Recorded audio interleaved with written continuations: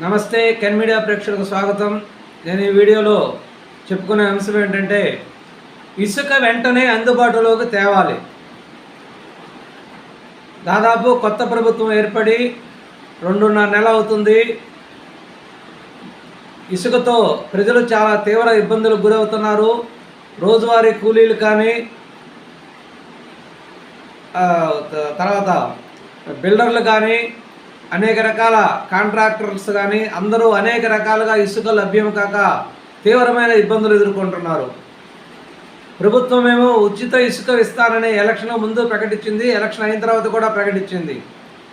కానీ ఈ డంపింగ్ యార్డ్లో ఉన్నటువంటి ఇసుకని కంప్లీట్ చేసిన తర్వాత ఉచిత ఇసుక విధానం అమల్లోకి తెస్తామని చెప్పారు. ఈ నెల్లూరు జిల్లాలో తీసుకున్నట్లయితే నెల్లూరు జిల్లా మొత్తం మీద కూడా ఎక్కడా ఇసుక అందుబాటులో లేదు. డంపింగ్ యార్డ్లో కంప్లీట్ అయ్యి కూడా ఈరోజు దాదాపు 10-15 రోజులు అవుతుంది. ఈ అధికారుల ప్రవర్తన, అధికారుల విధానాల వల్ల ప్రజలు తీవ్రమైన ఇబ్బందులు ఎదుర్కొంటున్నారు. ఎందుకంటే అధికారులు ప్రభుత్వాన్ని కూడా తప్పుదోవ పట్టేస్తున్నారు. గౌరవ ముఖ్యమంత్రి చంద్రబాబు నాయుడు గారు ప్రజలకి ఎటువంటి ఇబ్బంది లేకుండా ఇసుక అందుబాటులోకి తేవాలని పదే పదే చెప్తున్నారు.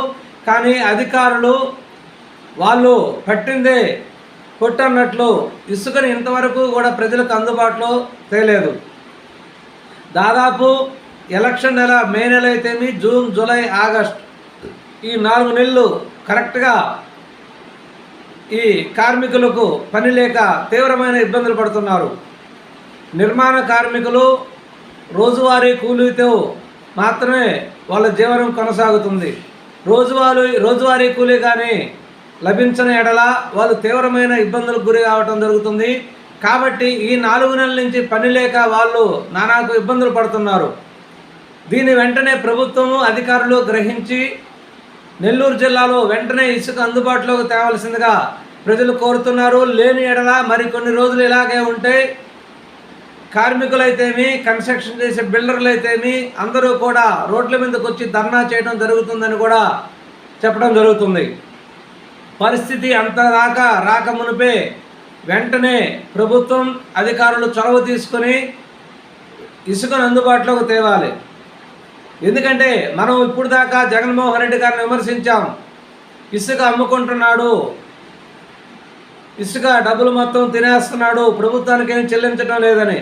వీళ్ళు సాధారణ ప్రజలకు, కన్స్ట్రక్షన్ చేసే వాళ్ళకు, బిల్డర్లకు ఇలా కావాల్సింది వాళ్ళకి ఇసుక లభ్యం కావటమే. అది ఎలా వచ్చిందని కాదు. ఇప్పుడు ఈ ప్రశ్న కూడా ఉత్పన్నమవుతుంది.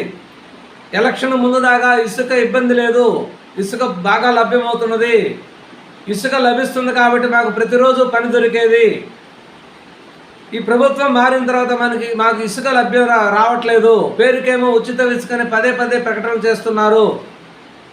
కానీ ఇసుక ఇంతకుముందున్న కంటే 2 రెట్లు ఎక్కువ రేటు పెరిగింది. ఆ 2 రెట్లు ఎక్కువ పెరిగిన అధిక రేటుకు కూడా ఇసుక లభ్యం కావట్లేదు. ఏదన్నంటే ఇసుక బ్లాక్ మార్కెట్ పోతుందండి. అసలు నాకు తెలియక అడుగుతుంది, ఇసుక బ్లాక్ మార్కెట్ ఎక్కడ ఉందండి చెప్పండి. ఇసుక అనేది ఒక కన్స్ట్రక్షన్ చేసే వాళ్ళు మాత్రమే వాడతారు. ఇల్లు కట్టుకునే వాళ్ళు, రోడ్లు పని చేసేవాళ్ళు, సిమెంట్ రోడ్లు వేసేవాళ్ళు, కాంక్రీట్ పనులు చేసేవాళ్ళు మాత్రమే ఇసుకను వాడుకుంటారు. అంతేగాని వేరే పనుల్లో ఇసుకను ఉపయోగించరు.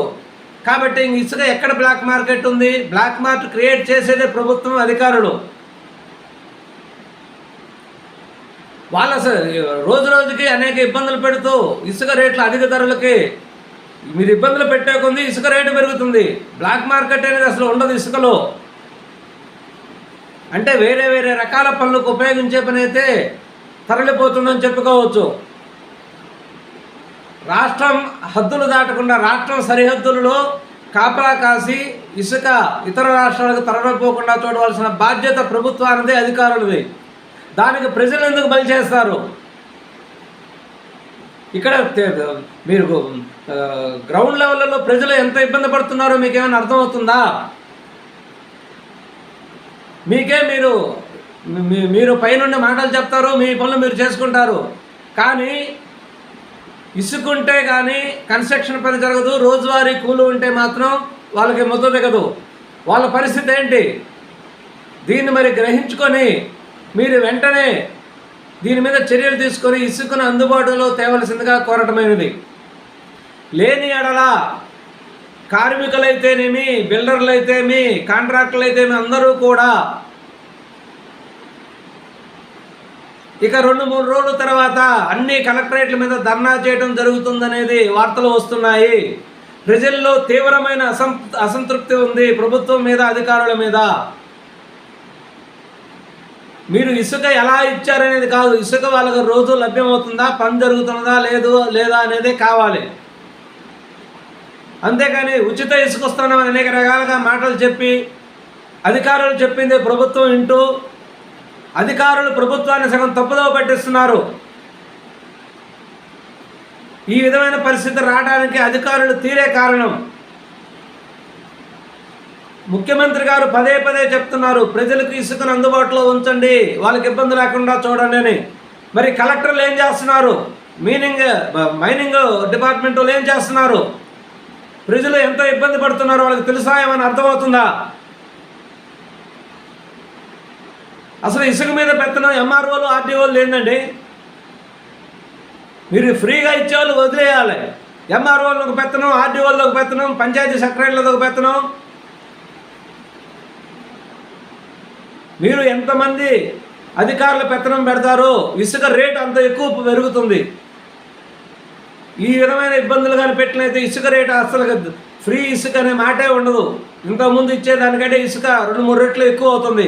కాబట్టి దీన్ని వెంటనే ప్రభుత్వం గ్రహించుకొని తగిన దిద్దుబాటు చర్యలు చేసి ఇసుకను అందుబాటులోకి తెచ్చి ప్రజల ప్రాణాలు రక్షించవలసిందిగా కోరడమైనది. ఎంత తొందరగా చర్య తీసుకుంటే అంత మంచిది. నమస్కారం, ధన్యవాదాలు.